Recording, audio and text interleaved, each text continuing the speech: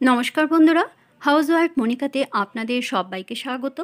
আজ এসেছি নিরামিষ পেঁপের ঘন্ট রেসিপি নিয়ে। তবে এটা কোনো নতুন রান্না নয়, এটা খুবই পুরনো একটা রেসিপি। এটা মা ঠাকুরমাদের সময়কালের রেসিপি হলেও এটার জনপ্রিয়তা আজও কমেনি। এটা রান্না করা যেমন সহজ, তেমনি খেতেও সুস্বাদু। চলুন তাহলে দেখে নেওয়া যাক আমি কিভাবে পেঁপের ঘন্ট রান্না করে থাকি। আমি সরাসরি রান্নাতে চলে এসেছি। কড়াইতে দিয়ে দিলাম সরিষার তেল। তেল হালকা গরম করে নিয়ে দুটো ফাটিয়ে নেওয়া শুকনো লঙ্কা দিয়ে তারপর দিয়ে দিয়েছি হাফ চামচ জিরে। ফোড়ন ভালো করে ভেজে নেওয়ার পর দিয়ে দিয়েছি দুটো মাঝারি সাইজের আলু। আমি ডুমো ডুমো করে কেটে খুব ভালো করে ধুয়ে নিয়েছি। এখন আলুগুলি একটু ভেজে নেব। ফোড়নের সঙ্গে একটু নেড়েচেড়ে এর মধ্যে দিয়ে দিয়েছি সামান্য একটু লবণ আর হলুদ। এখন আলুগুলি একটু হালকা করে ভেজে নেব। আলুগুলি খুব বেশি ভাজার প্রয়োজন নেই।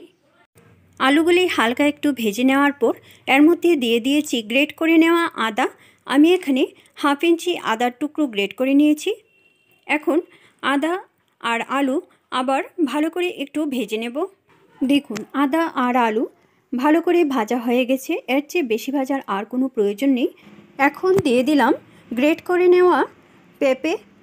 দিয়ে দিয়েছি পরিমাণ অনুযায়ী লবণ, হলুদ, 3টি চেরা কাঁচা লঙ্কা, 1 চামচ জিরের গুঁড়ো, হাফ চামচ ধনের গুঁড়ো। এখন চুলার ফ্লেমটা লো টু মিডিয়ামে রেখে সব কিছু খুব ভালো করে নেড়ে মিশিয়ে দেব। সব কিছু খুব ভালো করে নেড়ে মিশিয়ে দেওয়ার পর চুলার ফ্লেমটা লোতে করে ঢাকা দিয়ে দেব। আর এখানে কোনো জলের ব্যবহার করব না। পেঁপের থেকে যে জল বেরোবে ওই জলেই রান্নাটা হয়ে যাবে। লো ফ্লেমে 3-4 মিনিট ঢেকে রাখার পর ঢাকনা সরিয়ে আবার ভালো করে নেড়ে মিশিয়ে দেব। আর চেক করে নিতে হবে নিচের দিকটা শুকিয়ে আসছে কিনা, না ভেজা ভেজা।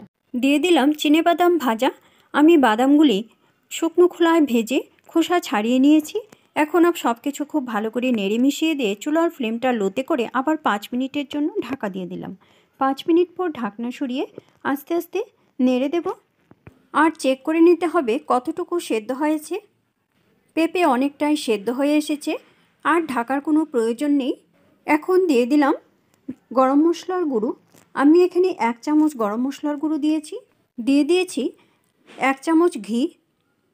এখন ঘি আর গরম মশলা পেঁপের সঙ্গে খুব ভালো করে নেড়ে মিশিয়ে দেব। আর চুলার ফ্লেমটা লো টু মিডিয়ামে করে আস্তে আস্তে নেড়ে ভেজে নেব, যতক্ষণ না পর্যন্ত পেঁপের একটা ভেজা ভেজা ভাবটা চলে যাচ্ছে আর পেঁপেটা সুসিদ্ধ হয়ে একটু ভাজা ভাজা হচ্ছে। আমি অনেকভাবেই পেঁপের ঘন্ট রান্না করে থাকি। আমি অনেক সময় নিরামিষ পেঁপের ঘন্টতে নারিকেলও দিয়ে থাকি। আবার চিংড়ি মাছ বা মাছের মাথা দিয়েও পেঁপের ঘন্ট রান্না করে থাকি। আপনারা কে কীভাবে পেঁপের ঘন্ট রান্না করে থাকেন সেটা অবশ্যই কমেন্ট বক্সে জানাবেন। আমার ভিডিওগুলি আপনারা কে কোথা থেকে দেখছেন সেটা কমেন্ট বক্সে অবশ্যই কমেন্ট করে জানাবেন। দেখুন, আমাদের পেঁপের ঘন্ট একদম তৈরি হয়ে গেছে। এখন সার্ভ করব। রেসিপিটা ভালো লাগলে অবশ্যই লাইক করবেন আর বন্ধুদের সঙ্গে বেশি করে শেয়ার করবেন। এইভাবে আপনারও বাড়িতে ট্রাই করবেন। আশা করি আপনাদের কাছেও খুব ভালো লাগবে। আর আমাকে কমেন্ট করে জানাবেন কীরকম লাগলো। আমার চ্যানেলের নতুন দর্শক বন্ধু হয়ে থাকলে চ্যানেলটা সাবস্ক্রাইব করে আমার পাশে থাকবেন আর বেল আইকনটা অবশ্যই প্রেস করে দেবেন, কেননা আমি চ্যানেলে নতুন কোনো রেসিপি দিলে রেসিপিটা আপনাদের কাছে খুব তাড়াতাড়ি পৌঁছে যাবে। আপনাদের যদি কোনো রেসিপি দেখার ইচ্ছে থাকে তাহলে কমেন্ট বক্সে অবশ্যই কমেন্ট করে জানাবেন। আমি সেই রেসিপিটা আপনাদের সঙ্গে শেয়ার করার চেষ্টা করব। আবার আসবো নতুন কোনো রেসিপি নিয়ে। ভালো থাকবেন, সুস্থ থাকবেন। ধন্যবাদ।